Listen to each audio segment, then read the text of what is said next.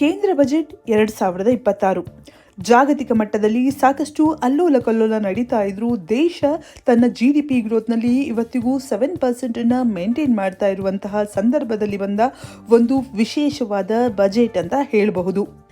Accept the unexpected ಅನ್ನುವ ಹಾಗೆ ಸಾಕಷ್ಟು ವಿಷಯಗಳು ಈ ಬಜೆಟ್ನಲ್ಲಿ ಇತ್ತು. ಮೊದಲನೇದಾಗಿ ಬಜೆಟ್ ಅನ್ನ ಭಾನುವಾರ ಮಂಡಿಸಲಾಯಿತು. ಇದು 80ನೇ ಕೇಂದ್ರೀಯ ಬಜೆಟ್ ಆಗಿದ್ರೂ ಕೂಡ ಮೊದಲ ಬಾರಿಗೆ ಭಾನುವಾರ ಬಜೆಟ್ ಅನ್ನ ಮಂಡಿಸಲಾಯಿತು.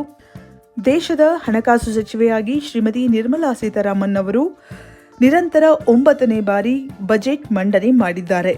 ಇನ್ನು ಬಜೆಟ್ನಲ್ಲಿ ಏನೇನಿತ್ತು ಅಂತ ತಿಳ್ಕೊಳ್ಳೋದಕ್ಕಿಂತ ಮೊದಲು ಬಜೆಟ್ನ ಗಾತ್ರಕ್ಕೆ ಬಂದರೆ ಹಿಂದಿನ ಬಜೆಟ್ಗಿಂತ 3 ಲಕ್ಷ ಕೋಟಿ ರೂಪಾಯಿಗಳ ಹೆಚ್ಚುವರಿಯನ್ನು ನೀವಿಲ್ಲಿ ನೋಡಬಹುದು. ಅಂದರೆ ಸುಮಾರು 53 ಲಕ್ಷ ಕೋಟಿ ರೂಪಾಯಿಯ ಬಜೆಟ್ ಆಗಿದೆ. ಸಾಮಾನ್ಯವಾಗಿ ಬಜೆಟ್ನಲ್ಲಿ ಒಂದು ದೊಡ್ಡ ಭಾಗ ಸಾಲ ಇರುತ್ತೆ ಮತ್ತು ಒಂದಿಷ್ಟು ಸಾಲ ಮರುಪಾವತಿ ಮತ್ತು ಬಡ್ಡಿಗೆ ಹೋಗುತ್ತೆ. ಇನ್ನೊಂದು ದೊಡ್ಡ ಭಾಗ ವೇತನ ವಿತರಣೆ, ಪಿಂಚಣಿಗೆ ಹೋಗುತ್ತೆ. ಹೀಗಿರುವಾಗ ಈ ವರ್ಷದ ಬಜೆಟ್ನಲ್ಲಿ ವಿಶೇಷ ಏನು ಅಂದರೆ ಕ್ಯಾಪಿಟಲ್ ಎಕ್ಸ್ಪೆಂಡಿಚರ್ ಅಂದರೆ ಹೂಡಿಕೆಯ ವೆಚ್ಚ ಏನಿದೆ ಅಲ್ಲಿ ನೀವು ಒಂದು ಗ್ರೋತನ್ನು ನೋಡಬಹುದು.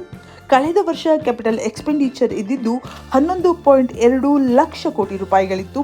ಈ ವರ್ಷ ಅದನ್ನು 12.2 ಲಕ್ಷ ಕೋಟಿ ರೂಪಾಯಿಗೆ ಹೆಚ್ಚಿಸಲಾಗಿದೆ.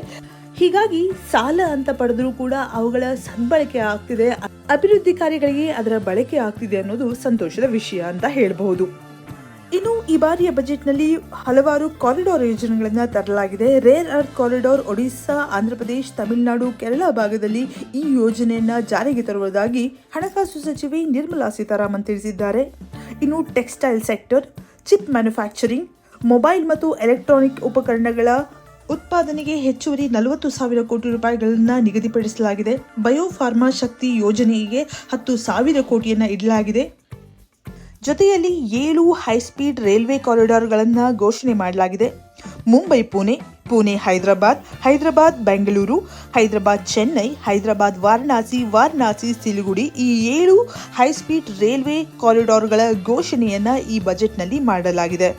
ಮುಂಬರುವ ದಿನಗಳಲ್ಲಿ ದೇಶದಲ್ಲಿ ಪಂಚರಾಜ್ಯಗಳ ಚುನಾವಣೆ ಇದೆ. ಸಾಮಾನ್ಯವಾಗಿ ಚುನಾವಣೆ ಇದ್ದಾಗ ಆ ರಾಜ್ಯಗಳಿಗೆ ವಿಶೇಷವಾದಂತಹ ಯೋಜನೆಗಳನ್ನು, ಅನುದಾನವನ್ನು ಕೊಡುವುದು ವಾಡಿಕೆ. ಆದರೆ ಪ್ರಸ್ತುತ ಬಜೆಟ್ನಲ್ಲಿ ಯಾವುದೇ ವಿಶೇಷ ಯೋಜನೆ ಅಥವಾ ಅನುದಾನ ಇಲ್ಲ. ಬದಲಾಗಿ ತಮಿಳುನಾಡು ಮತ್ತು ಕೇರಳಗಳನ್ನ ರೇರ್ ಅರ್ತ್ ಕಾರಿಡಾರ್ನ ಭಾಗವಾಗಿಸಿದ್ರೆ ಪಶ್ಚಿಮ ಬಂಗಾಳದಲ್ಲಿ ಡಂಕುರಿ ಸೂರತ್ ಫ್ರೈಟ್ ಕಾರಿಡಾರ್ ಮತ್ತು ಹೈಸ್ಪೀಡ್ ರೈಲ್ ಕಾರಿಡಾರ್ನ ಯೋಜನೆಗಳನ್ನು ಪರಿಚಯಿಸಲಾಗ್ತಾ ಇದೆ. ಭಾರತ ಜಗತ್ತಿನಲ್ಲಿ ಅತಿ ಹೆಚ್ಚು ತೆಂಗು ಉತ್ಪಾದಿಸುವ ದೇಶವಾಗಿದ್ದರಿಂದ ಪೂರ್ವ ಮತ್ತು ಪಶ್ಚಿಮ ಕರಾವಳಿಯ ರಾಜ್ಯಗಳಲ್ಲಿ ಕೊಕೊನಟ್ ಪ್ರಮೋಷನ್ ಸ್ಕೀಮ್ ಅನ್ನು ಪರಿಚಯಿಸಲಾಗ್ತಾ ಇದೆ. ಈ ಯೋಜನೆಯ ಬೆನಿಫಿಟ್ ಅನ್ನು ಕೇವಲ ತಮಿಳುನಾಡು, ಕೇರಳದ ರೈತರು ಮಾತ್ರವಲ್ಲದೆ ನಮ್ಮ ಕರ್ನಾಟಕದ ರೈತರು ಪಡೆಯಬಹುದಾಗಿದೆ. ಉತ್ತರ ಪೂರ್ವ ರಾಜ್ಯಗಳಲ್ಲಿ ಇನ್ಫ್ರಾಸ್ಟ್ರಕ್ಚರಲ್ ಡೆವಲಪ್ಮೆಂಟ್ ಬಗ್ಗೆ ಹೆಚ್ಚಿನ ಒತ್ತನ್ನು ಕೊಡಲಾಗ್ತಾ ಇದೆ. ಇನ್ನು ದೇಶದ ಎಲ್ಲಾ ಜಿಲ್ಲೆಗಳಲ್ಲೂ ಒಂದೊಂದು ಗರ್ಲ್ಸ್ ಹಾಸ್ಟೆಲ್ ನಿರ್ಮಾಣ ಮಾಡುವುದಾಗಿ ನಿರ್ಮಲಾ ಸೀತಾರಾಮನ್ ತಿಳಿಸಿದ್ದಾರೆ. 2 ಹೊಸ ನಿಮಾನ್ಸ್ಗಳ ನಿರ್ಮಾಣದ ಬಗ್ಗೆ, ಆಯುಷ್ ಇಲಾಖೆಯ ಅಭಿವೃದ್ಧಿಯ ಬಗ್ಗೆ, ಹೆಚ್ಚುವರಿ ಆಯುರ್ವೇದಿಕ್ ಆಸ್ಪತ್ರೆಗಳ ಲ್ಯಾಬ್ಗಳ ನಿರ್ಮಾಣದ ಬಗ್ಗೆಯೂ ಕೂಡ ಬಜೆಟ್ನಲ್ಲಿ ತಿಳಿಸಲಾಗಿದೆ. ಅಷ್ಟೇ ಅಲ್ಲದೆ ಶಿ ಯೋಜನೆಯನ್ನ ದೇಶದ ಹಳ್ಳಿಗಳಲ್ಲೂ ಜಾರಿಗೆ ತರಬೇಕು ಎನ್ನುವಂತಹ ಒಂದು ದೂರದೃಷ್ಟಿಯನ್ನ ಈ ಬಜೆಟ್ನಲ್ಲಿ ನಾವು ನೋಡಬಹುದಾಗಿದೆ. ಇನ್ನು ಗ್ರಾಮೀಣ ಪ್ರದೇಶಗಳಲ್ಲಿ ಉದ್ಯೋಗ ಸೃಷ್ಟಿಗಾಗಿ ಲೈವ್ ಸ್ಟಾಕ್ ಮ್ಯಾನೇಜ್ಮೆಂಟ್ ಅಂದರೆ ಪಶುಸಂಗೋಪನೆಗೆ ಹೆಚ್ಚಿನ ಒತ್ತನ್ನು ಕೊಡಲಾಗ್ತಾ ಇದೆ. ಇನ್ನು ಡಿಫೆನ್ಸ್ನ ವಿಷಯಕ್ಕೆ ಬಂದರೆ 20% ಬಜೆಟ್ ಅನ್ನು ಹೆಚ್ಚಿಸಲಾಗಿದೆ.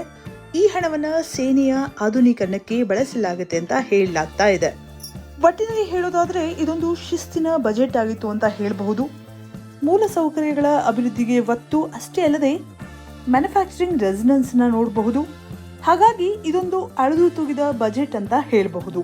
ಇನ್ನು ಕರ್ನಾಟಕಕ್ಕೆ ಏನ್ ಸಿಗ್ತಾ ಇದೆ ಅಂದ್ರೆ ಕರ್ನಾಟಕದಲ್ಲಿ ರಾಜ್ಯಗಳಿಗೆ ಬರುವಂತಹ ಭಾಗದ ಹೊರತಾಗಿಯೂ ಕೂಡ 7 ಮೇಜರ್ ಹೈಸ್ಪೀಡ್ ರೈಲ್ವೆ ಕಾರಿಡಾರ್ ಯೋಜನೆ ಏನಿದೆ ಆ ಯೋಜನೆಯ ಭಾಗ ಕರ್ನಾಟಕ ಆಗಿರುತ್ತೆ. ಇನ್ನು ಕರ್ನಾಟಕದ ಪ್ರಮುಖ ವಾಣಿಜ್ಯ ಬೆಳೆಗಳಾದ ತೆಂಗು, ಕೋಕೋ ಮತ್ತು ಶ್ರೀಗಂಧದಂತಹ ಬೆಳೆಗಳಿಗೆ ಹೆಚ್ಚಿನ ಪ್ರೋತ್ಸಾಹ ಕೊಡುವುದಾಗಿ ಈ ಬಜೆಟ್ ನಲ್ಲಿ ತಿಳಿಸಲಾಗಿದೆ.